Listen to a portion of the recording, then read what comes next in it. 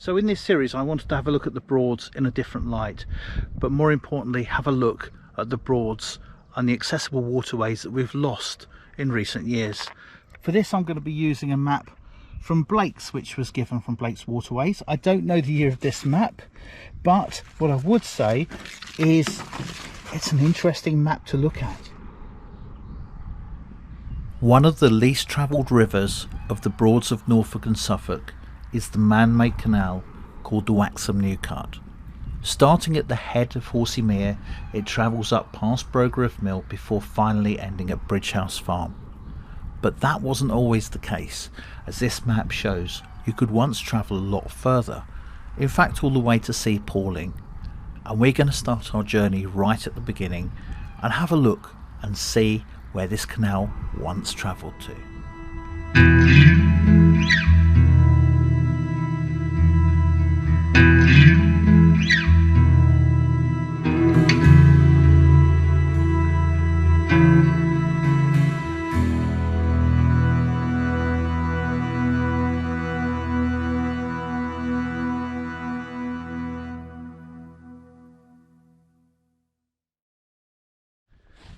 So this part of the New Cut runs from Palling down to Horsey Mere, and the only remaining part of it is Waxham New Cut now. The rest of it has gone to grass and you can very barely see where it used to be. However, it's still on the map, and if you have a look on Google Maps you'll see quite clearly the track that it takes, and it's still very boggy in this area. Technically right now I am now standing smack bang in the middle of the New Cut, and you can see it's overgrown somewhat, but it's boggy underfoot, and that suggests that the water table here is slightly different from that around.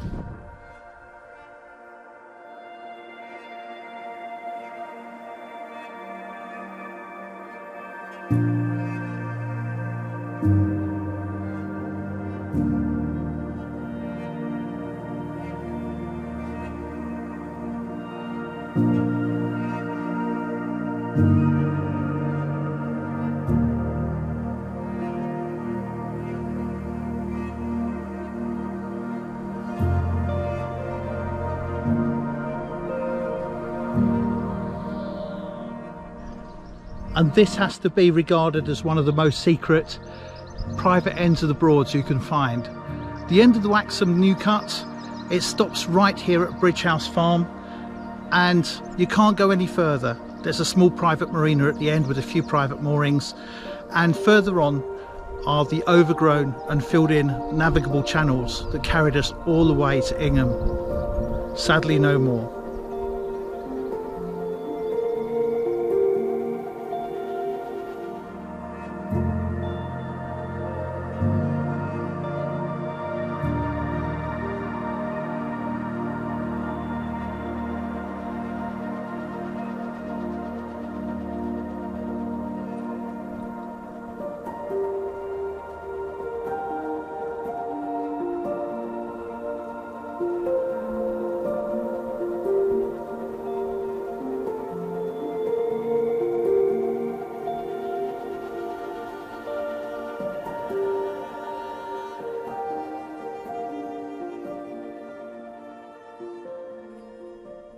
Just behind me is Brograve Mill, built by Sir Bernie Brograve, the first baronet.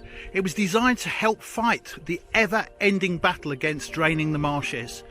This one was built to drain the Brograve levels and was operational right up until the 1930s, when it fell into rack and ruin. It's now a Grade 2 listed building and still looks hauntingly beautiful.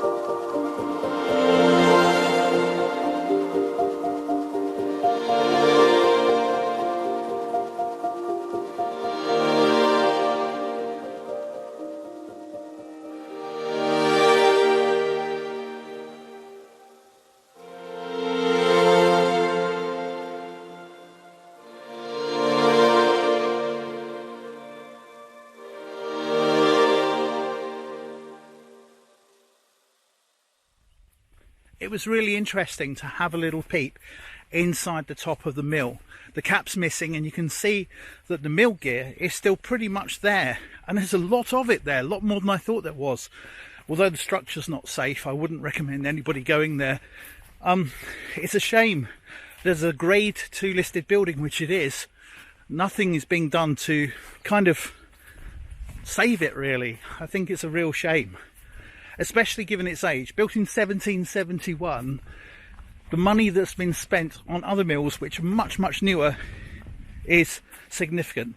I use the word mill because it's got sails, however, it's a wind pump, and of course, its prime purpose is to drain the land and make sure the land is available for agriculture, which back in the 1770s was basically wealth, really.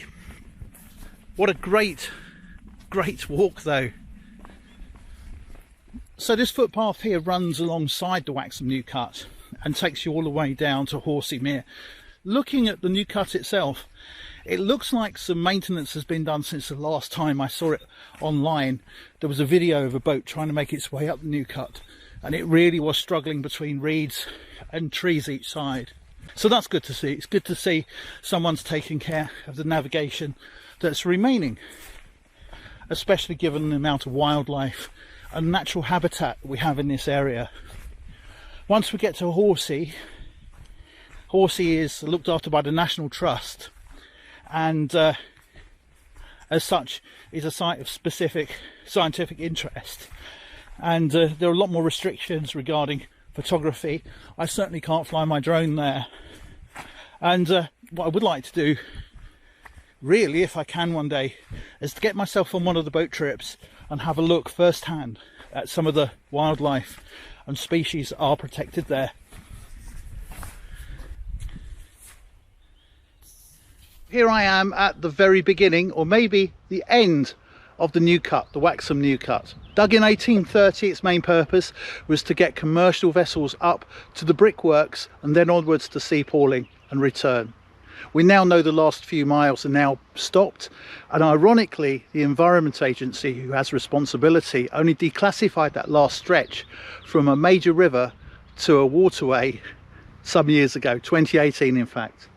The strange colour of the water really attracts me here though. We have had quite heavy rainfall, and I should imagine there's been a lot of wash off the land into the river, but the colour is absolutely amazing. It's a dark brown. Look at that. Just when I thought the path was starting to get better, I spoke too soon.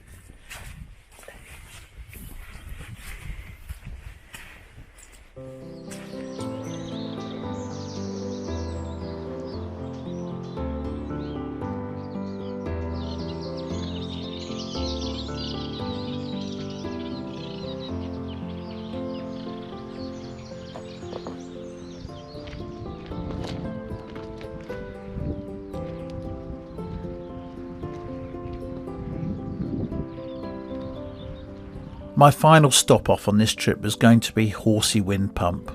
The current pump dates back to 1912 but replaced an earlier mill that dated back to the 18th century. Over the last 80 years or so, it's been gradually restored, with it being reopened to the public in 1990. It's now run by the National Trust, and you can visit nearly every day, climbing a whole 5 floors and having fantastic views over the Broad and also the rest of the surrounding Norfolk countryside.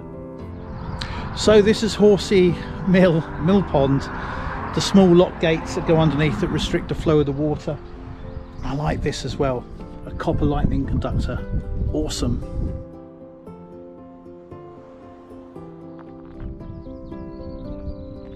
My total walk took about 2.5 to 3 hours. Although on the map it looks like it's just 7.6 kilometres, there's no direct footpath from the Ingham causeway down to Bridge Farm.